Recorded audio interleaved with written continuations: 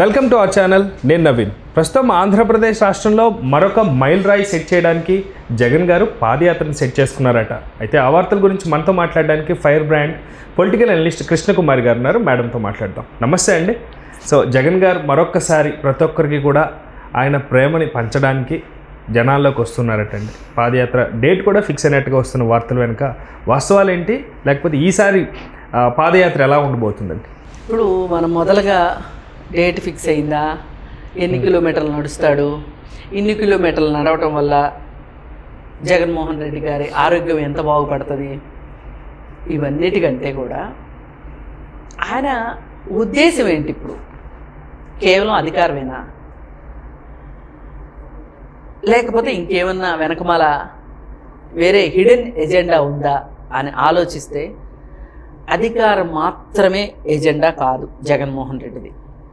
అతనికి ఒక hidden agenda ఉంది. అదేంటి అంటే కేంద్రంలో మోడీ గారి ప్రసన్న దృక్కులు కొంచెం కొంచెం తగ్గుతున్నాయి అనేది అర్థమైంది రెడ్డి గారికి. దానిలో భాగంగానే ఈ మధ్యకాలంలో ఆయనకి ఖచ్చితంగా కోర్టుకు హాజరవ్వాల్సిందే అని మాట అన్నారు. రెండోది, వాళ్ళ భార్యకి సైతం, భారతీరెడ్డికి సైతం ఈడీ నుంచి నోటీసులు వచ్చినాయి. ఈ రెండు విషయాలు ఇప్పుడు కలవరపెడుతుంది. పైగా ఆయన ఈరోజు ఏదో ఒక జిమ్మిక్ చేసి, నాకు కూడా రేపు నేను ఈ పాదయాత్ర చేస్తే నాకు ఒక 4 సీట్లు వస్తాయి అని అన్యాపదేశంగా బీజేపీ పార్టీకి చెప్పదలుచుకుంది. ఇప్పుడు బీజేపీ పార్టీ ఏదైనా ఓటింగ్కి వెళ్ళింది అనుకోండి, ఓటింగ్కి వెళ్ళిన ప్రతిసారి ఓటేసేది ఎవరు? అనుకూలంగా ఓటేస్తుంది ఎవరు? ఇప్పుడు కూటమిలో ఉన్నారు కాబట్టి కూటమి బాధ్యత ప్రకారం తెలుగుదేశం ఓటేస్తుంది. దానికి ఎవరేమీ కాదంటానికి లేదు. Open secret. జనసేన ఉంది, వేస్తుంది. ఎందుకంటే కూటమిలో ఉన్నారు కాబట్టి కూటమి బాధ్యత అది. కానీ జగన్మోహన్ రెడ్డి ఎందుకు వేస్తున్నాడు చెప్పండి? అవసరం ఉంటే తప్ప ఏడు కదా. వాళ్ళ అవసరం ఈయనకుంది, ఈయన అవసరం వాళ్ళకుంది. అందుకని ఇద్దరు కలిసి దొంది అన్నట్లు ఒకరి అవసరాలను వాళ్ళు పరిరక్షించుకుంటూ వాళ్ళు ఇద్దరు బాగానే ఉన్నారు. సో బ్రిడ్జ్ కట్టాలి, మీరు రావడానికి మేము వెళ్ళడానికి ఒక బ్రిడ్జ్ ఉండాలి. ఉంది, ఆల్రెడీ ఉంది. వాళ్ళ మధ్యలో ఆ స్నేహం అనేది ఉంది. అవసరము స్నేహము మొత్తానికి బ్రిడ్జ్ ఉంది. ఈ బ్రిడ్జికి బయటలో వాడుతున్నాయని డౌట్ వచ్చింది అబ్బాయి గారికి. విశ్వసనీయ వర్గాల ద్వారా సమాచారం అందింది. పైగా 2 జలకులు కనిపిస్తున్నాయి. ఇప్పుడు ఈయన నేనంటూ షూ వేసి నడిచాను అంటే నాకు ప్రజాదరణ ఉంటుంది, నాకు 4 సీట్లు వస్తాయి, నా సీట్లతో మీకు అవసరం రాకపోద్దా, అందుకని నా బెయిల్ క్యాన్సిల్ అవ్వకుండా ఉండాలి. ఇప్పుడు ఆయన ఉద్దేశం ఏంటి? ఆయనకి అధికారం కంటే కూడా బెయిల్ క్యాన్సిల్ అవ్వకుండా ఉండటం కావాలి, శిక్ష పడకుండా ఉండాలి. ఇప్పుడు 2 సంవత్సరాల పైన శిక్ష పడింది అంటే ఏ కేసులోనైనా సరే, ఆర్థిక నేరాల ఇంకోట ఏ దేంట్లోనైనా శిక్ష పడింది అంటే వాళ్ళు రాజకీయంగా 10 సంవత్సరాల పాటు ఎలక్షన్స్లో పోటీ చేయడానికి అనర్హులు. ఈ 10 సంవత్సరాలంటే పుణ్యకాలం కాస్త గడిచిపోద్ది. అందుకోసం ఏంటి అంటే ఇప్పుడు ఆయనకు వచ్చే సీట్లతోటి నాకు సీట్లు వస్తాయి అని భయపెడుతున్నాడు. ఒక నమ్మకం వాళ్ళకి కలిగించాలి అనేది ఈయన ఉద్దేశం. అందుకు ఈయన ఇప్పుడు పాదయాత్ర స్టార్ట్ చేశాడు. కనిపించిన వాళ్ళందరికీ ప్రేమను పంచటానికో, వాళ్ళ బుగ్గలు సవరించటానికో, నుదురుపైన ముద్దులు పెట్టడానికో, దానికోసం కాదు. కేవలం గెలవాలి అనే కోరిక కూడా లేదు. గెలవాలి అనే కోరికే ఉంటే గనక అసెంబ్లీకి వచ్చి అతడే ఒక సైన్యంలాగా ఒక్కడైనా సరే వచ్చి ప్రభుత్వాన్ని నిలదీసి ప్రభుత్వాన్ని నీళ్లు తాగిస్తాడు. అయ్యేవి చేయకోకుండా ప్యాలెస్లో రెస్ట్ తీసుకుంటున్నాడు. ఈ రెస్ట్ అంతా దేనికి అయ్యా అంటే ఈ పాదయాత్ర కోసం. ఇప్పుడు ఆయన ఇల్లు తాడేపల్లి ప్యాలెస్కి అసెంబ్లీ సమావేశాలకి ఎంత దూరం ఉందండి?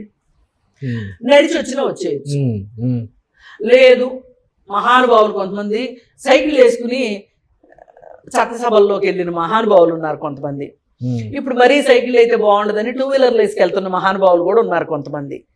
అట్లా ఈయన ఆ రెండు కాకుండా నడిచి వచ్చినా తొందరగానే వచ్చేస్తాడు. ఇంకోటి పాదయాత్ర భాగంగానే రావచ్చు. కానీ ఎందుకు అసెంబ్లీకి రావట్లేదు? అసలు ఎందుకు ప్రజల తరఫున మాట్లాడట్లేదు? నాకు 40% ఓటింగ్ ఉంది అంటున్నాడు. నిజమే, నీకు 40% ఓట్లు నిన్ను నమ్మేశారు. ఆ 40% మందికి నువ్వేమి న్యాయం చేస్తున్నావు? ఏమి చేయకుండా ఇవాళ నీ చాప కిందకి నీరు వస్తుంది అని అనిపించినప్పుడు, ఒకప్పుడేమో అధికారం కావాలనుకున్నప్పుడు, ఇప్పుడేమో అధికారం వస్తుంది అని చెప్పి ఒక ఏమంటారు, ఒక వర్తమానం పంపాలనే ఉద్దేశంతో నువ్వు ఇవాళ పాదయాత్రకు పూనుకున్నావు తప్పితే ప్రజల కోసం కాదు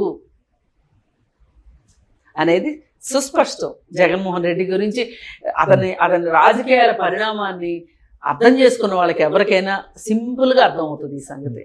కానీ జగన్ అభిమానులు ఎవరైతే జనాలు ఉన్నారో, జగనే దేవుడు, జగన్ రాకపోవడం వల్ల ఇదంతా జరిగింది, ఇప్పుడు జగన్ మాలో వస్తున్నాడు, నెక్స్ట్ టైం జగన్ జగన్ జగన్ జగన్, ఏంటండి ఎంతవరకు వర్కౌట్ అవుతుంది? జనాలకి అంటే అర్థం కాలేదా, లేకపోతే ఆ ట్రాన్స్లో ఉన్నారా, లేకపోతే వీళ్ళు అలా మార్చారా? ఒకళ్ళు మార్చారు, ఒకళ్ళు మార్చలేదు అని కాదండి. ఇప్పుడు ఇవాళ 4 సార్లు నందిని పంది అంటే పంది అవుతుంది, పందిని నంది అంటే నంది అవుతుంది. ఆ ఉద్దేశంతో ఇప్పుడు ఆయన చుట్టూ ఉన్న భజన బృందం ఆయనకి ఆ విధంగా జేజేలు కొడుతున్నారు అనుకోండి, ఆయన అది నమ్ముతాడు.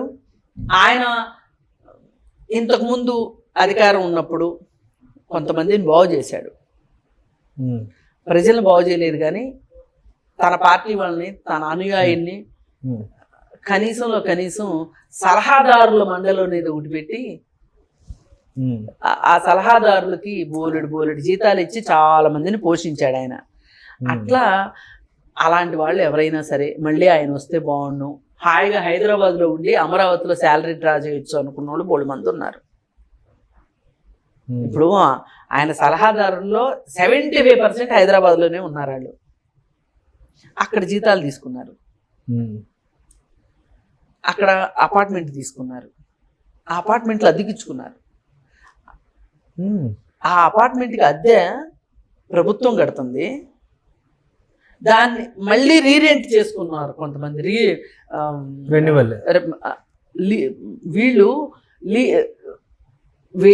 వీళ్ళే ఓనర్స్ అన్నట్టు రెంట్కి ఇచ్చుకున్నారు. ఇప్పుడు ఓనర్కి రెంట్ గవర్నమెంట్ పే చేసింది, అదే ఓనర్కి వీళ్ళు బ్లాక్లో రెంట్ తీసుకుని రెంట్కి ఇచ్చుకున్నారు.